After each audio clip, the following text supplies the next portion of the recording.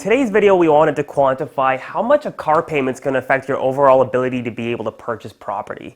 So the first scenario that we're going to take a look at is what happens when the family wants to add in an Acura payment. So we're going to use a pretty conservative number, say about $500 a month for the car payment, and how this changes their affordability. We're looking at a difference of $72,000 in affordability. So $72,000 is probably the minimum you're going to see in over asking. So sometimes that could be the difference of getting in that home and not getting in that home.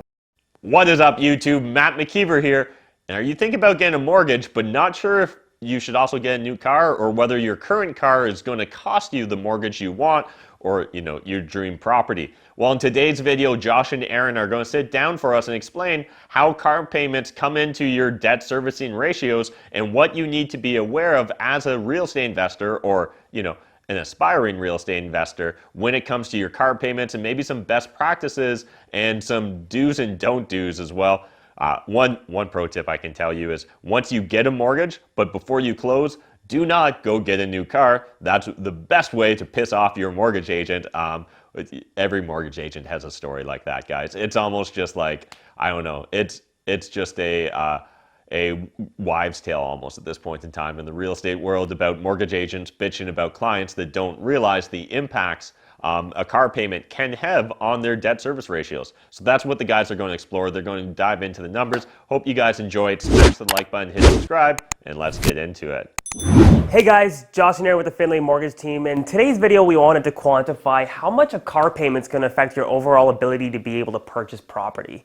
We always have clients coming to us saying, hey, I want to buy a car, or purchasing other assets that have fixed costs associated with them. And I don't think a lot of people really quantify what those fixed costs do to your overall qualifications. So we wanted to break down essentially 3 different scenarios as to a regular car, maybe a more luxury car, and then a sports car, and how that's going to affect the average household purchasing property moving forward. So let's start with our baseline here. So our buyer profile. We got Mr. and Mrs. Millennial. We got household income of roughly $100,000 a year.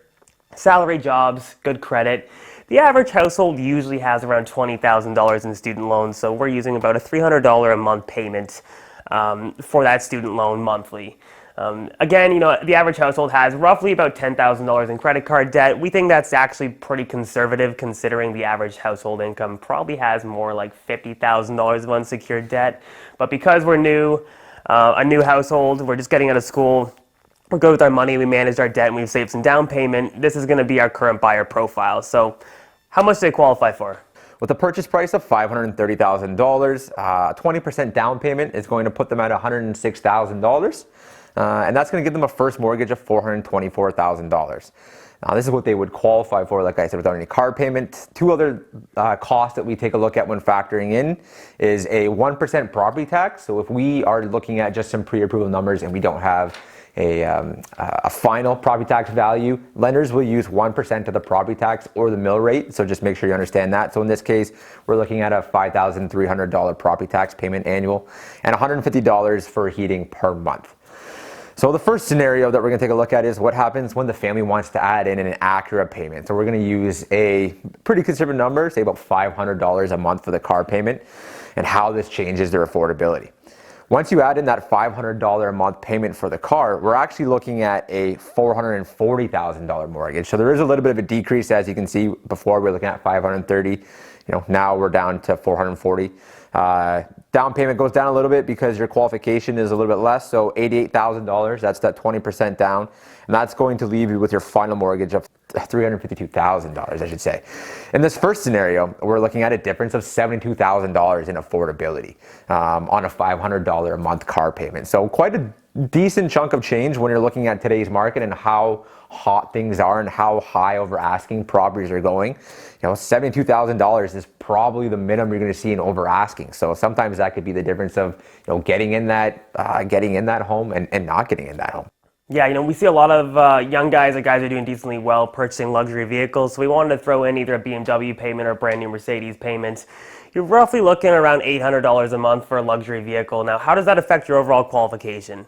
If you're still showing only $100,000 on paper here, then your total purchase price is going to drop to $390,000. Now, 20% of that is $78,000, giving you a first position mortgage of $312,000. Now, the difference in qualification from your original qualification to you're purchasing a high-end car, it's going to be $112,000 difference. Significant amount of purchasing power is lost when purchasing a high-end vehicle. If you don't have any ability to be able to either increase your annual household income or increase your down payment. Now, obviously, if you have the ability to increase your down payment, your purchasing price goes up. But as a baseline, we're using 20% down payment for all of our situations.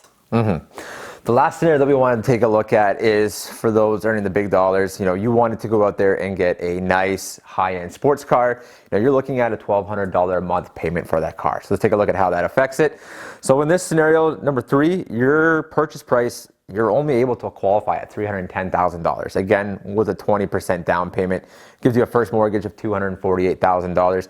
Guys, this is a difference in $176,000. This is, you're looking at almost $200,000 difference. When you take a look at this 310, there's not a whole lot of single family homes out there that are even going through that 310 mark these days with how hot the market is. So, this high-end sports car here is really the difference between even getting into a single family home and not getting into a single family home. The market's so hot and so competitive with these high offers.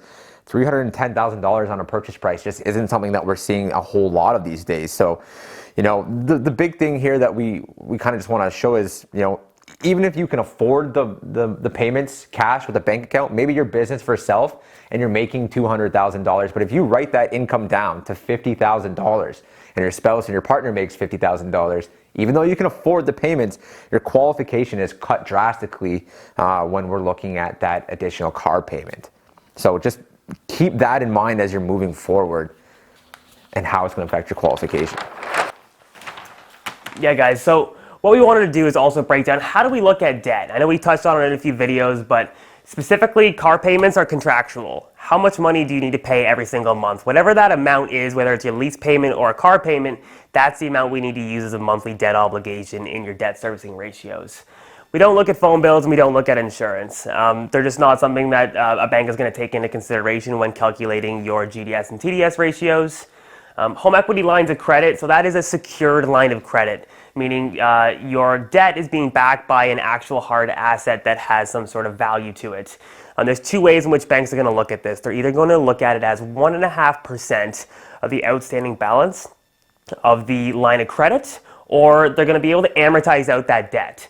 You can either amortize it out at 4.79%, which is the qualifying rate at the moment, and at 25-year amortization, which significantly reduces the overall carrying cost of that piece of debt per month.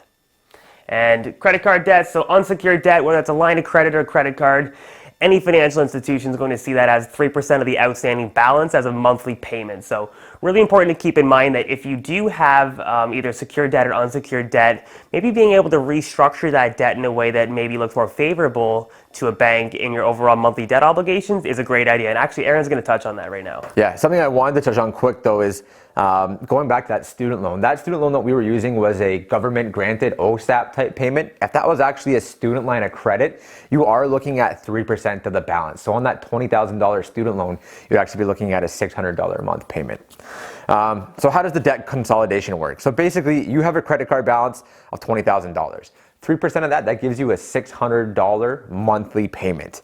Now, if we were to roll that into a HELOC, or again, we're able to amortize or use 1.5% of the balance, now you're looking at a $300 monthly payment, or if we're able to amortize that, only $114 a month. So you can see how that drastically changes, the amount of monthly debt liabilities that you're obligated to, and how it's going to affect your payments moving forward. I think on the $600 payment that we were looking at, the car payment last time, it was about $72,000 in difference. So, with most homes going $100,000 over asking, that $72,000 could be the difference between getting into that new property or not. If you're able to roll that car payment over onto your HELOC and amortize it out, that definitely helps with your ability to qualify for your next purchase moving forward. Yeah, guys, the point of this video is we wanted to quantify real world implications for purchasing different assets. So if you are purchasing a vehicle and you're about to buy a house, maybe keep this in mind and think about how that's going to affect your overall qualification before you purchase that car, because it might make sense for you to buy that house and then go buy the car after you have the house. Always something to consider, guys. Appreciate taking the time today. If you have any questions, feel free to reach out to Ehren and I. Hit the like button, hit the subscribe button. We'll see you guys next time. Thanks again to Josh and Ehren for taking the time to shoot this video. If you guys got value from it, smash that like button and make sure you jump over and give them a subscribe as well, because they've started their own YouTube channel and it would mean the world to them to keep growing, because they're actually addicted like I am to just creating content at this point in time. So make sure you go over and support another great Canadian content creator that's just trying to explain to you guys how to get mortgages and how to finance your real estate, and we'll see you in the next video.